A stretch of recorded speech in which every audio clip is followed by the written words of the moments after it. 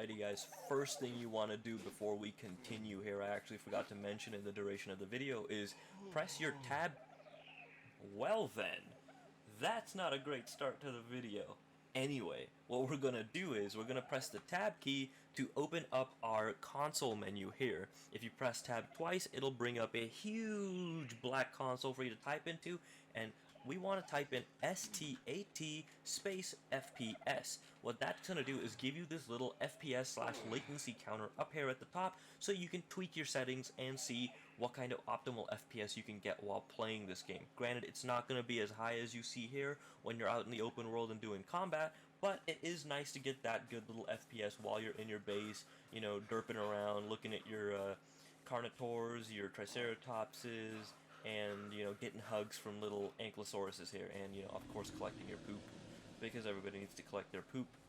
Alrighty, guys, I hope you enjoy the video, and I hope it helps you get some extra frames out of your computer. Hey there guys, Tranzcendent here again, and today I'm actually going to be bringing you a new video series for Ark Survival Evolved. This is a fairly new game that's come out on PC for Steam, and it's actually pretty damn good.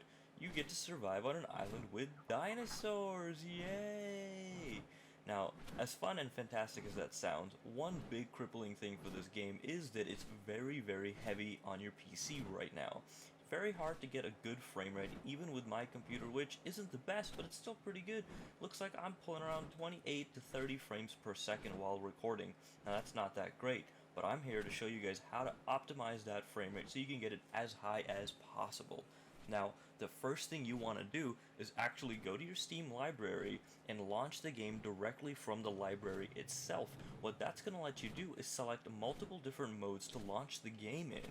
The first one is a regular launch and will use as much memory as the game requires to properly run it.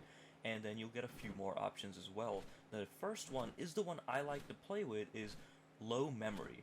This says that it requires about 4 gigabytes of random access memory to use. Now, I haven't tested this for video RAM or actual PC RAM, but it does reduce the load on PC RAM quite a bit.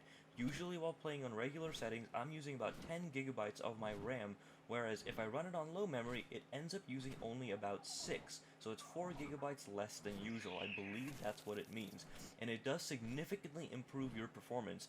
Granted, the game will look a little worse, and you won't get all of the fancy lighting effects and physics in the game, like the rocks exploding when you destroy them, but you will be getting much better frame rate and much less load on your CPU and GPU.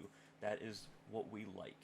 Next, what you want to do is you want to immediately take a look at your settings. So you want to escape and go to options. And as you can see on my screen here, I'm playing on everything on high and a couple things on epic just to make the game look a little bit smoother. And as you can see, I don't have my resolution scale turned all the way down, and same with my sky quality and ground clutter. These are not all the way turned off. That is actually because they stop being beneficial at a certain amount, and I will explain that in a minute. The very first thing you want to do is set the game's resolution and window mode to whatever you prefer it to be. Of course, lower the resolution, the better the frame rate, but we preferably want to play at the correct aspect ratio for your monitor so the game doesn't look all wonky. For me, it's 16 by 9, so we're going to set it to a nice 1920 by 1080 right over here. Next thing you want to look at is overall graphics quality. First thing you want to do before you touch any of these bottom features is you want to change the graphics quality to something that your video card can support. And even though it's giving you example graphics cards here, you can usually, you know, cheat the system and set it to high even if you don't have a GTX 970. For instance, I'm only at a 960 right now, but I'm still playing on high, and 30 frames is doing alright for me. My girlfriend actually has a GTX 750 in her computer, and she plays the game perfectly fine on medium. So you can usually bump it up a little bit. I'm not too sure how well Epic will perform. I only get like 15 frames on Epic, so I would avoid that unless you actually do have a Titan X or higher. Now, you want to quickly note the resolution scale. This is a big factor when looking at your frame rate. If you see, I have it right underneath the A in scale. That is about where the frame rate stops getting improvements if you keep lowering it. You want to keep it under the A because that's where you'll get the optimal frame rate. If you see I turn it all the way up, you can actually see in the top right corner, my frame rate dips quite a bit for having maximum resolution scale. But if we reduce it a tiny bit, let's do that and then do it again, and it goes up a couple frames. Fantastic, we got 3 frames. Alright, let's go a little bit lower, and we'll get some more frames here. We got a few more. Perfect, perfect. Let's keep going, take it down to the A like where I usually have it, and you'll see I'm resting at a comfortable 28 to 30 when I'm not looking at the entire zone, and this little scorpion losing his freaking mind down here. But let's actually go a little bit lower, and you'll see that actually reducing the resolution scale further doesn't improve the frame rate at all. It's still hovering at about 28, and then completely removing resolution scale will also still keep the frame rate at about the same. You actually see I lost a bit of frames there, and you can see the game does not look as good as it used to. So let's look at our little T-Rex friend over there, turn the resolution scale back up to the A, we'll actually get the same frames, maybe a little bit even more, and let's go ahead and save that. Look in the game, look at that, we're getting 4 more frames than we were before, and the game looks a lot nicer.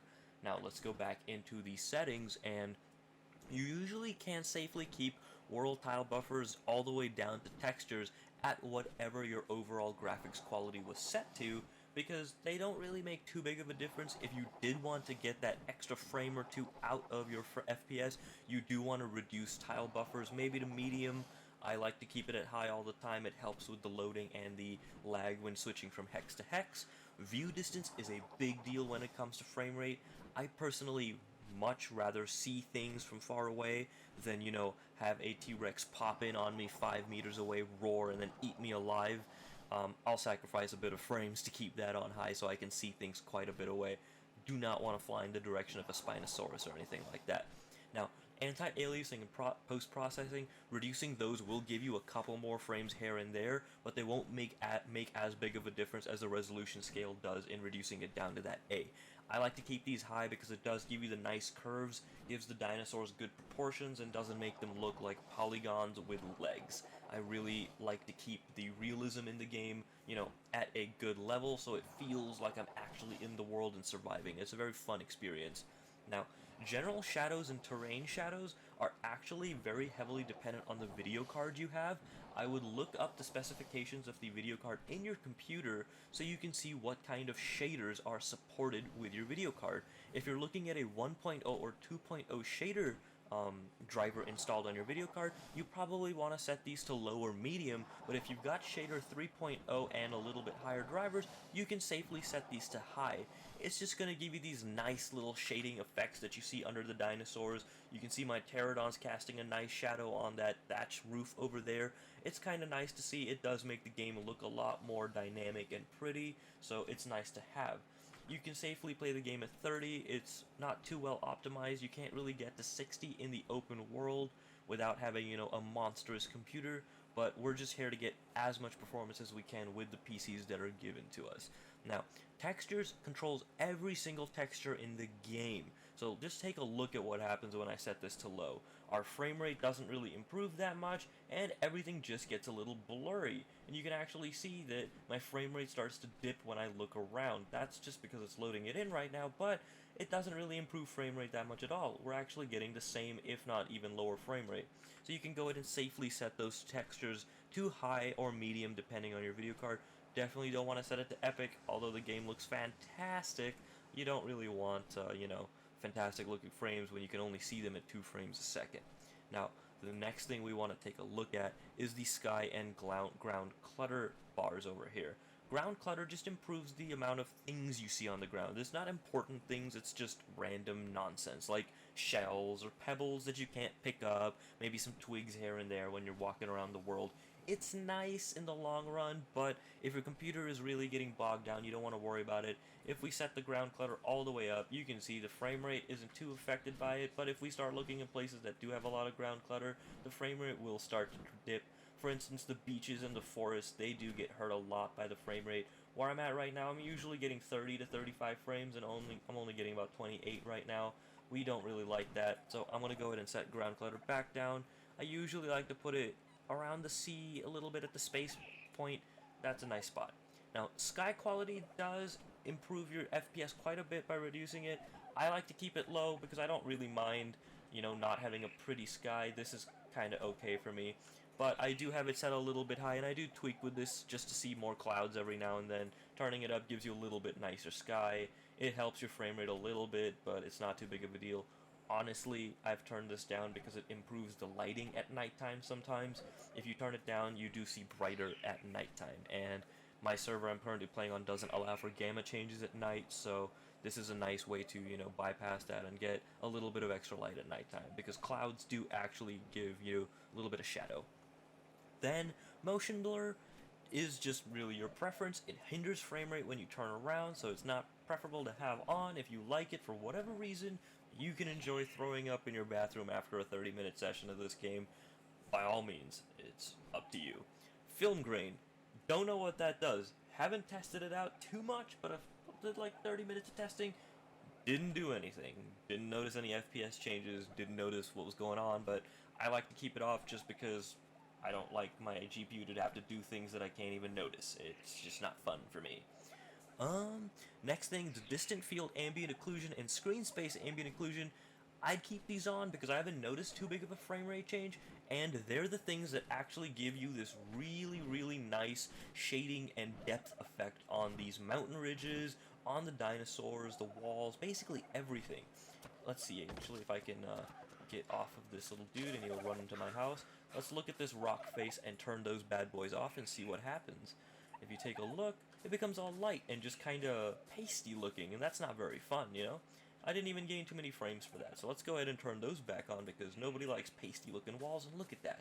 Beautiful looking walls and rock indentations when you turn that back on. And, I mean, you gotta be looking pretty when you're playing this game because it's fantastic. It's a beautiful game. And don't worry about these guys.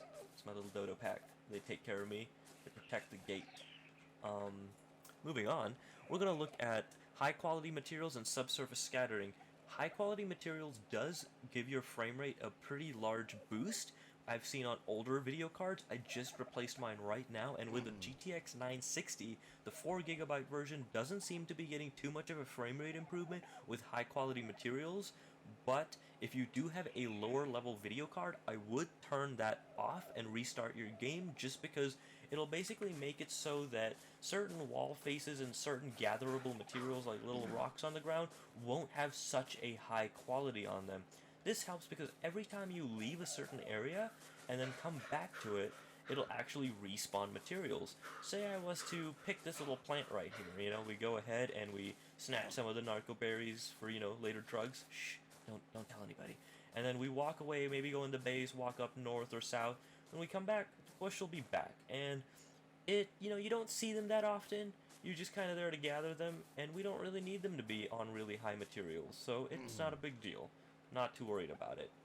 And the final couple things is mesh level of detail. You want to turn that low if you don't have a good video card memory or processing power on there, just because it basically gives you more things to have to process on the screen at a time. It changes the way the polygons are built up. I believe, I've been told that. Haven't done too much research myself, but it does seem to help your FPS by turning it lower. Then the very last thing that makes a pretty large difference is the camera field of vision. Turning this up puts multiple things on your screen. Gives you more things to look at and gives you kind of a Quake style look of things, but the more things you gotta load on the screen means the less FPS you have.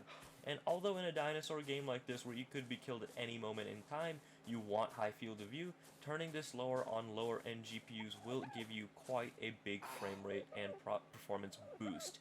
So turning all of those settings to about what you see here will give you a pretty nice boost. I'm actually going to turn my FOV up a little bit because I haven't touched this since I got the new video card. So although I'll be able to see a little bit less, it'll still be pretty nice. And I hope this really helps you guys out. Everything else in this list is pretty much, you know, up for grabs. Do whatever you want with it. Just make sure you're setting everything to about close to what your graphics card can allow, and then you can tweak with these sliders a little bit to get your optimal settings good to go. Thanks for watching my little video, guys. I hope it helped you out with your computer quite a bit, because I know it helped me out sitting here for a few hours and messing with this stuff. Now I get to finally look at my little crocodile here with really nice graphics. I can see all of his scales, and of course, you know, he's a genius. He's actually the one who came up with all the settings and everything. He's the man behind the plan. And with this, video's conclusion, I will leave you with this beautiful screenshot of exploring the deep blue sea with my friend Sarcophagus here, and I will see you in the next arc.